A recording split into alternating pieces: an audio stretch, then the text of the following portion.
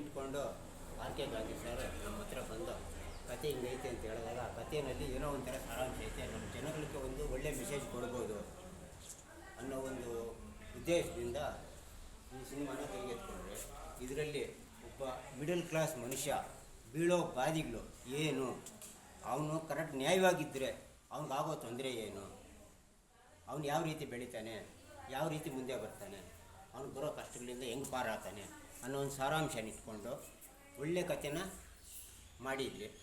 ಇದರಿಂದ ಕಷ್ಟ ಬಿದ್ದು ನಮ್ಮ ಸಹಪಾಠಿಗಳೆಲ್ಲ ಭಾರಿ ಕಷ್ಟ ಬಿದ್ದವ್ರೆ, ಶ್ರಮ ಪಟ್ಟವ್ರೆ, ಅದಕ್ಕೆ ತಕ್ಕ ಪ್ರತಿಫಲ ಸಿಕ್ಕೇ ಸಿಗುತ್ತೆ ಅನ್ನೋ ನಂಬಿಕೆ ನಮಗೈತೆ.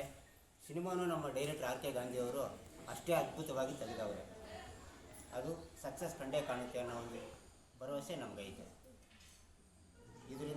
ಇದನ್ನು ಆರೈಸಿ ಎಲ್ಲರೂ ನಮ್ಗೆ ಒಳ್ಳೆಯದನ್ನು ಬಯಸ್ತೀರಿ ಅಂತೇಳಿ ಕೋರ್ತಾ ನಮ್ಮ 4 ಮಾತುಗಳನ್ನು ಮುಗಿಸ್ತೀವಿ.